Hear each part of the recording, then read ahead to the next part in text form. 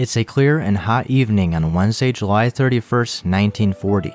43 passengers have arrived at Hudson, Ohio from the cities of Cleveland and Pittsburgh, waiting patiently for the Pennsylvania Railroad's first-class passenger train number 3380. This train is the Akron Connection, which makes daily 12.9-mile shuttles between Akron and Hudson, Ohio. These shuttles utilize self-propelled gasoline-powered Pullman passenger cars.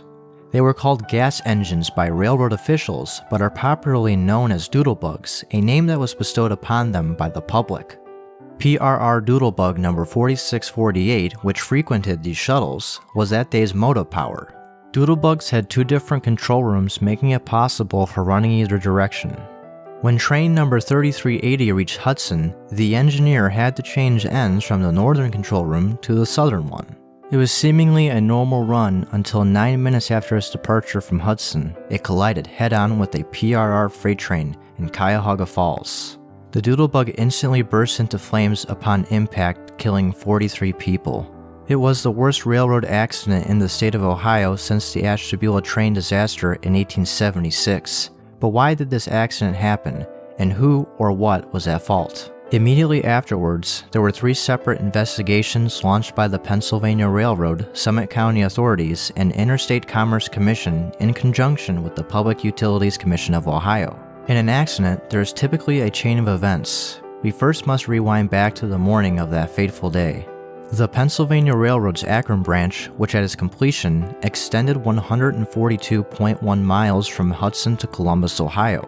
It was there at 6 a.m. on Wednesday, July 31st, 1940, PRR Extra FC4 with steam engines number 4454 and 4533 that it departed for Cleveland. In its consists were 73 freight cars, 43 of which were empty, and a caboose on the rear. Most of the Akron branch had double tracks, but at Arlington and Akron, it is single track to Hudson.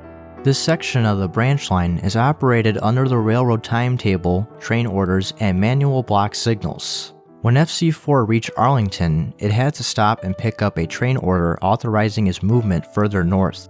Extra FC4's orders were as follows.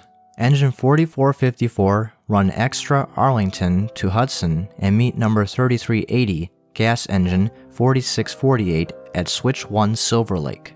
This meant that FC4 had priority while the Doodlebug had to wait in the siding near Silver Lake. Extra FC4 departed Arlington at 5:49 p.m.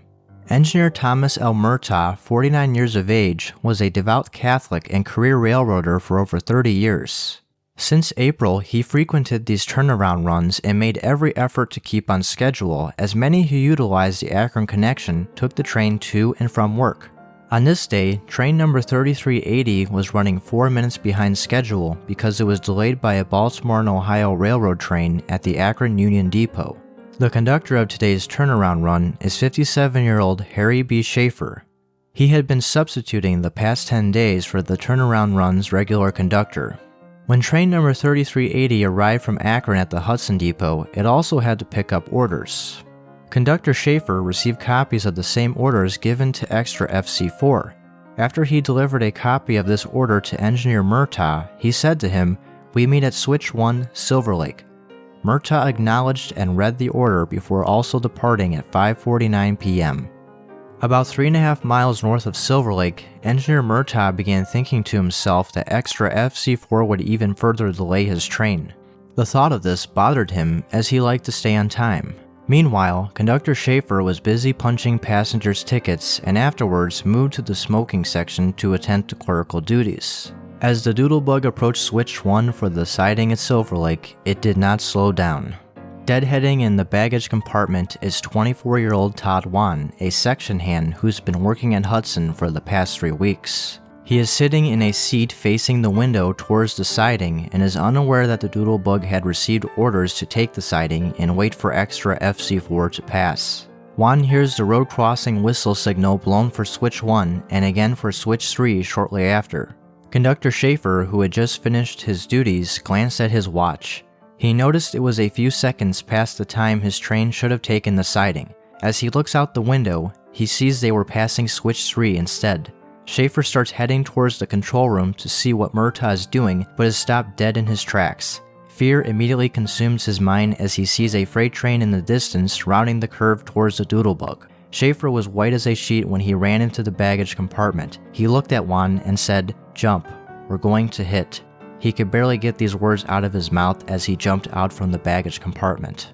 Engineer O.M. Lodge, in the lead engine of 4454 of Extra FC4, was in disbelief as his train came around the curve.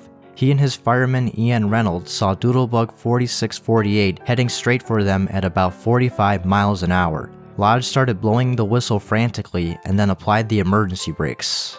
Engineer Murtaugh, who becomes aware that he's blowing the Doodlebug's whistle for the road crossing, sees Extra FC4 barreling towards him. Suddenly, he remembers his orders.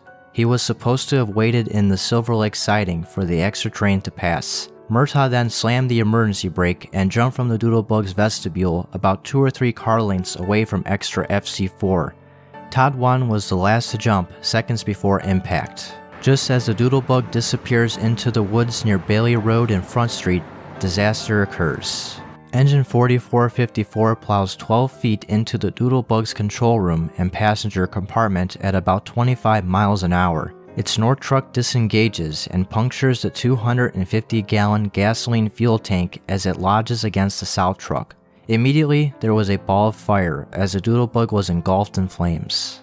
Wesley Payne, a salesman who was on his way home from work, was stopped by the Doodlebug at the Front Street crossing. He now watches in horror as he sees Extra FC4 pushing the Doodlebug backwards. Payne then jumps out of his car and rolls down into an embankment to escape from the wall of fire. The initial fireball upon impact also shot into the cab of Engine 4454 and burned Engineer Lodge's face. He jumped out of his seat and ran into the tender to escape the flames. Extra FC4 pushed Doodlebug 4648 backwards by about 537 feet until it came to a stop. For a moment, there was dead silence until chaos erupted. Wesley Payne, Engineer Lodge, his fireman Ian Reynolds, and upwards of 15,000 bystanders began rushing towards the Doodlebug. Police, fire, and ambulances were all called, arriving on scene 2 minutes later. But first responders were initially unable to make an attempt to rescue passengers. The Cuyahoga Falls Fire Department battled flames shooting out of the car's windows and high into the sky for nearly 45 minutes. The raging hot inferno acted as a screen concealing its interior. Fire Chief L.P. Silers made this chilling remark to reporters. Then, for just a second, the wind parted the flames, and I caught a glimpse of the interior. I was sure everybody in there was dead. They must have died instantly. I heard no screams at all. Once the fire was extinguished, it was revealed the true extent of the wreck. Bystanders said the Doodlebug's interior looked as if a tornado had gone through it. The force of the collision tore every seat from its base and piled against the rear of the car, including most of the passengers who were severely burned. Some were so charred that they were beyond recognition. The rest of the dead were either hanging out of the car's windows or scattered alongside the right-of-way.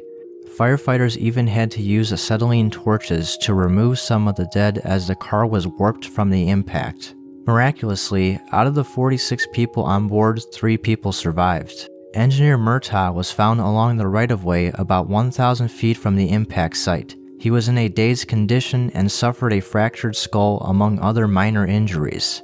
While in his hospital bed, he was in a state of semi-delirium and kept repeatedly saying, "I must get back to work. I must get back to my train." Conductor Schaefer had his right hand and leg amputated and suffered from severe shock while in the hospital. Section hand Todd Juan had suffered minor burns and a sprained ankle from his jump. It was not even 24 hours after the wreck that Pennsylvania Railroad issued a statement to the press putting blame on the crew. E.W. Smith, vice president of the PRR, said in his statement, "The crew of the motor car not only disregarded their orders to stop at Switch 1 at Silver Lake and to wait on the siding, but in continuing on the main track from Silver Lake toward Akron, disregarded another rigid rule, as permission was required from the block operated at Hudson to make this further movement. This permission was not obtained." A leader from the Brotherhood of Railroad Trainmen countered the PRR statement. They felt the railroad was partly responsible and that this accident could have been prevented. In 1931, PRR had implemented an unattended manual block signal system on the Akron branch to save money. If there had been an operator on duty, he could have averted the crash. As the investigations went on throughout the month, most of the blame was pinned on Engineer Murtaugh. However, his state of confusion prevented investigators from figuring out why he disobeyed orders. When he was finally interviewed on August 22, 1940, he told Summit County Coroner Richard E. Amos that he had understood his orders were to take the siding and wait for extra FC4. He could only remember events up until about 3.5 miles north of the siding and added, "From that time on, my mind was blank until I saw the approaching engine. When I saw the engine, I put on the emergency brake, turned on the sand, shut off my engine, and blew the whistle. Then I jumped, and that's all I remember." In the end, no charges or disciplinary actions were filed against any of the Doodlebug's crew members. Blame for the wreck was never definitely placed, but investigators speculated Engineer Murtaugh may have suffered from carbon monoxide poisoning. He had complained to railroad officials prior to the accident that fumes in the cab from the gasoline engine gave him headaches and a loss of appetite. Since he started working these turnaround runs in April, Murtaugh had lost 15 pounds in weight. All of the dead were eventually identified by the coroner and later buried. Their grief-stricken families filed lawsuits against the Pennsylvania Railroad, who settled out of court and paid them nearly $600,000. As for the 3 survivors, Conductor Schaefer put in his resignation, as did Todd Wan. Engineer Murtaugh returned back to work 8 months later. Wan was the last of the 3 survivors to pass away later in 1988. Train traffic on the Akron branch resumed shortly after the cleanup was completed. PRR, as a result of the accident, ended up installing new signals and an interlocking system for Silver Lake in 1942. Additionally, all Doodlebugs had their gasoline engines replaced with diesel ones. Exactly 11 years after this tragic accident, on July 31, 1951, the PRR turnaround runs were permanently discontinued. Today, the Akron branch is mostly abandoned, but the portion from Hudson to Akron is rail-banked and owned by Akron Metro Transit Authority. If you ever visit Cuyahoga Falls, there are a few places to check out relating to the disaster. You can walk a trail which was built where Bailey Road used to cross under the Akron branch's plate girder bridge. Just a few hundred feet north of the bridge was where the collision between the Doodlebug and Extra FC4 occurred. The rest of the trail crosses over the Cuyahoga River, providing an excellent view of the former Pennsylvania Railroad's 3-span stone bridge. Additionally, the Cuyahoga Falls Historical Society is a great resource for information about the disaster. They also have a small display about it in their museum. Unless you were there to witness it, most people today have never heard of the Doodlebug disaster, though those 43 men, women, and children who perished have not been forgotten. 65 years later, in 2005, Cuyahoga Falls held a ceremony and erected a monument in memory of every person on board during that fateful day.